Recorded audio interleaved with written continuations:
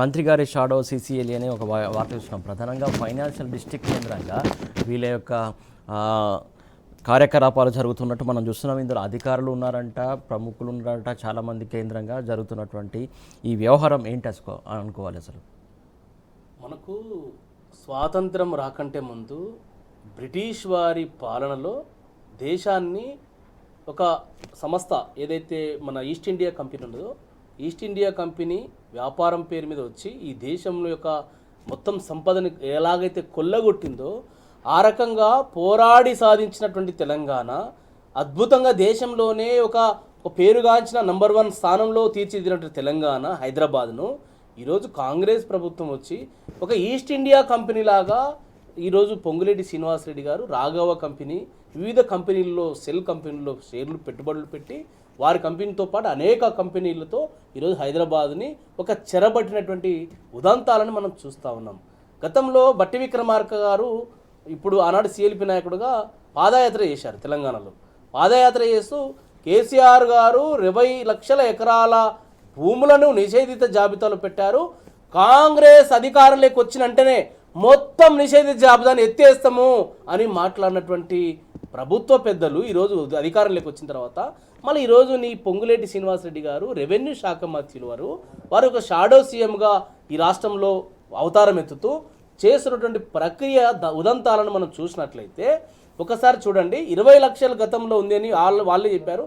ఈరోజు దాదాపుగా 96-97 లక్షల ఎకరాలని 22A జాబితాలో నిషేధిత జాబితాలో పెట్టారంటే దాని వెనుక ఉన్నటువంటి మర్మం ఏంటి అంటే ఈ హైదరాబాద్లో ఉన్నటువంటి హైదరాబాద్ కావచ్చు, రంగారెడ్డి కావచ్చు, ఏదైతే సంగారెడ్డి కావచ్చు, మల్కాజ్గిరి, మేడ్చల్ మల్కాజ్గిరి కావచ్చు, ఈ 3-4 జిల్లాలలో వారి యొక్క మనుషులు రిటైర్డ్ ఎంఆర్ఓలు, రిటైర్డ్ ఆర్డీఓలు, రిటైర్డ్ జాయింట్ కలెక్టర్లు, రిటైర్డ్ కలెక్టర్లు అంటే చాలామంది ఒక ప్రణాళికాబద్ధంగా ఒక ప్లాన్డ్గా ఒక హైరార్కీని మెయింటైన్ చేస్తూ హైదరాబాద్లో ఒక ఫైనాన్షియల్ డిస్ట్రిక్ట్లో అద్దాల మేడలో వాళ్ళకు కార్పొరేట్ ఆఫీస్ని ఓపెన్ చేసి దానికి రిటైర్ అయిన వాళ్ళు వచ్చి సబ్ రిజిస్ట్రార్లుగా కావచ్చు, జిల్లా రిజిస్ట్రార్లు కావచ్చు, వివిధ హోదాలలో రిటైర్ అయినటువంటి ఆఫీసర్లని రిక్రూట్ చేస్తూ ఎట్లా ఇప్పుడు ఎవరైనా ఇంజనీరింగ్ కావచ్చు, ఎంబీఏ అయిపోయిన వాళ్ళు ఉద్యోగానికి ఎట్లయితే ఇంటర్వ్యూలకు వెళ్తారో ఆ రకంగా ఇంటర్వ్యూలను నిర్వహిస్తూ వారి యొక్క సామర్థ్యం ఏంటి, వారికి ఉన్నటువంటి అనుభవం ఏంటి అనేటువంటి ఒక వివిధ కోణాలలో చూస్తూ వారిని రిక్రూట్ చేసుకుంటూ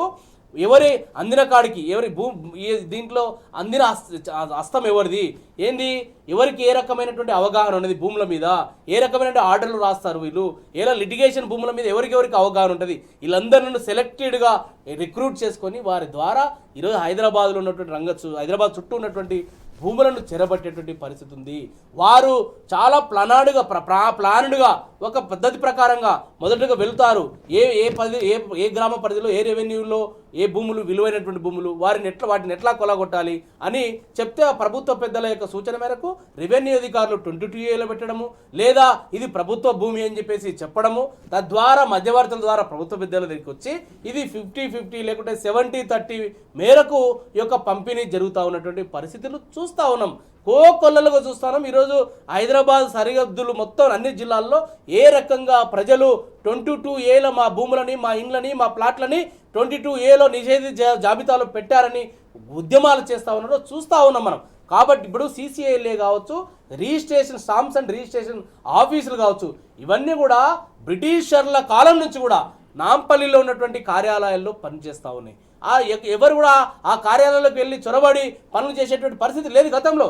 కానీ వాళ్ళు ఏం నడుస్తూ ఉంది, ఈ రెవెన్యూ కోర్టుల్లో ఎక్కడెక్కడ కేసులు నడుస్తున్నాయి, ఏ సర్వే నంబర్లో ఎంత ఎక్స్టెంట్ ఉన్నది అనేటువంటి వివరాలను చూసి వారి యొక్క ఆఫీస్కి కోకాపేటలో ఉన్నటువంటి ఆఫీస్కి వచ్చి అక్కడ సెటిల్మెంట్లు అయిపోయిన తర్వాత అక్కడ CCILA ఇచ్చే ఆర్డర్లు కావచ్చు, సచివాలయంలో ఇచ్చేటువంటి జీవోలు కావచ్చు, స్టాంప్స్ అండ్ రిజిస్ట్రేషన్ శాఖలో జరిగేటువంటి పనులు కావచ్చు, ఇక్కడ డ్రాఫ్ట్ అయిపోయి అక్కడికి వెళ్తూ ఉన్నాయి. అంటే ఇది ఒక ప్లాన్డ్గా పద్ధతి ప్రకారంగా చేస్తూ ఉన్నారు. ఈ రకంగా చేస్తూ ఉన్నారు. కొంతమంది భూ యజమానులు దారిలోకి రాకపోతే వారి యొక్క భూములకి దౌర్జన్యంగా బుల్డోజర్లు పంపడము, వారి భూములకి రౌడీలను పంపడము, గుండాలను పంపడము, దౌర్జన్యంగా భూ ఆక్రమణ భూ ల్యాండ్ గ్రాబర్లను పంపి భూమిని కబ్జా చేసుకునే కుట్ర చేయడము, అది కూడా లొంగకపోతే వారి మీద అక్రమ కేసులు పెట్టడం. ఈ రకంగా హైదరాబాద్లో ఉన్నటువంటి రంగారెడ్డి, సంగారెడ్డి, మల్కాజ్గిరి జిల్లా పరిధిలో ఉన్నటువంటి భూములను చెరబట్టేటువంటి ఒక ప్రయత్నాలు జరుగుతూ ఉన్నాయి, పనులు జరుగుతూ ఉన్నాయి. ఒక మాట విజయ్ గారు, ప్రధానంగా ఇక్కడ ఏదైతే ఇంకొక మాట కూడా చూసుకున్నట్లయితే ప్రైవేట్ వ్యక్తులకి 2 నుంచి దాదాపు 5 లక్షల వరకు జీతాలు ఇస్తున్నారట. అక్కడ అంగన్వాడీ వాళ్ళకి జీతాలు లేక, ఆశా వర్కర్లకు జీతాలు లేక వాళ్ళు అరిగోసపడుతున్నారు, వాళ్ళు ఇబ్బంది పడుతున్నారు. అటు రిటైర్డ్ ఉద్యోగులకు వాళ్ళకి సెటిల్మెంట్ రాక, వాళ్ళకి పెన్షన్ రాక, వాళ్ళు ఆసుపత్రుల పాలవుతున్నా కూడా పట్టించుకున్నటువంటి పరిస్థితి. ఈ ప్రైవేట్ వ్యక్తులకి ఇంత జీతాలు ఇవ్వడం ఎందుకోసం అనుకోవాలి? ఏంది అసలు ఏం జరుగుతుంది అనుకోవాలి రాష్ట్రంలో? అంటే వారికి కావాల్సినటువంటి ఫైల్స్ని క్లియర్ చేయడం కోసం వారి ఎందుకంటే రిటైర్ అయినటువంటి కొద్దిమంది ఉద్యోగులు ఉంటారో వారికి అందవేసిన చెయ్యి ఏ రకంగా తిమ్మిని బమ్మిని చేయాలా, ఉన్నది లేంది ఉన్నట్టు ఇట్లా క్రియేట్ చేసి ఒక జీవోలో ఆర్డర్లు ఎట్లా తయారు చేయాలా, ఎట్లా తయారు చేసి లీగల్గా ఇరకకుండా ఉంటాము అనేటువంటి వ్యక్తులని ఐడెంటిఫై చేసి రిక్రూట్ చేసుకుంటారు. కాబట్టి వారికి ఆ స్థాయిలో స్కిల్ ఉంది కాబట్టి అది జీతాలు అది చాలా పీనట్ లాగా ఇస్తున్నారు. 2-3 లక్షలు అనేది చాలా పీనట్. అది వారికి ఏది మన ఐరిస్తో ఎంట్రీ వాళ్ళకు ఏది ఆషమాషిగా ఇట్లో లాక్ ఓపెన్ చేసే డోర్ ఓపెన్ చేసే ఏది కాదు. వారు ఎవరైతే సెలెక్టెడ్ పీపుల్స్ లోపలికి రావాలో కార్పొరేట్ ఆఫీసులకి ఐరిస్తోన వాళ్ళని ఆ లాక్లు పెట్టి ఐరిస్ లాక్స్తో వాళ్ళని ఓపెన్ చేసి లోపలికి తీసుకెళ్ళి ఆ రకమైనటువంటి ఒక పటిష్టమైన భద్రతతో ఒక ప్రణాళికాబద్ధంగా ఈ యొక్క దోపిడీ చేస్తూ ఉన్నటువంటి పరిస్థితులు చూస్తూ ఉన్నాం. మీరు చూడండి, ఇప్పుడు ఒకసారి నొట్టినాగలపల్లిలో పల్లవిష అనేటువంటి ఒక సతీష్ పల్లవిష అనేటువంటి వారి భూములని ప్రైవేట్ భూముల్లోకి పొంగులేటి శ్రీనివాసరెడ్డి గారు కావచ్చు, వారి కుమారుడు హర్ష గారు కావచ్చు, వారు దౌర్జన్యంగా వారి ఇంట్లో బంజారాహిల్స్లో రోడ్ నెంబర్ 8లో ఉన్నటువంటి వారి ఇంటికి వెళ్ళి దౌర్జన్యంగా వెళ్ళి వారిని బెదిరించి వస్తే కూడా వాళ్ళు బెదరకపోతే లొంగకపోతే దౌర్జన్యంగా ఒట్టినాగలపల్లిలో ఉన్నటువంటి వారి భూములకి బుల్డోజర్లను పంపించి రౌడీలను పంపించి భూమిని కబ్జా చేసేటువంటి ప్రయత్నం చేస్తే అది బీఆర్ఎస్ పార్టీ మొత్తం శాసనసభాపక్షం BRS party working president KTR గారు కావచ్చు, అదేవిధంగా ఎల్పీ ఉపనాయకుడు హరీష్ రావు గారి నేతృత్వంలో శాసనసభ్యులు వెళ్ళి వారికి అండగా ఉన్నటువంటి పరిస్థితి.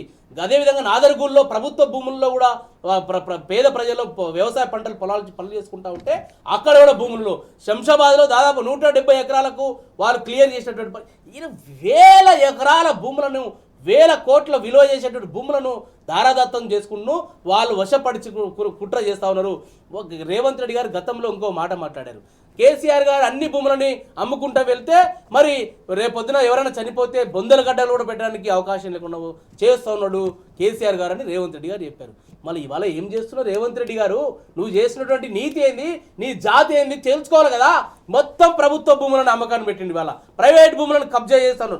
ఈ రకంగా రెవెన్యూ వ్యవస్థను మొత్తం కూడా ముఖ్యమంత్రి గారి కుటుంబ సభ్యులు, రేవంత్ రెడ్డి గారి కుటుంబ సభ్యులు, అదేవిధంగా రెవెన్యూ శాఖ పొంగులేటి శ్రీనివాసరెడ్డి గారి కుటుంబ సభ్యుల యొక్క కబంధ హస్తాలతో ఈరోజు బందీ అయింది హైదరాబాద్ సరిహద్దులో ఉన్నటువంటి జిల్లాల భూములు మొత్తం కూడా వారి యొక్క కబంధాల హస్తాల మధ్యలో బందీలైనటువంటి పరిస్థితి ఉంది.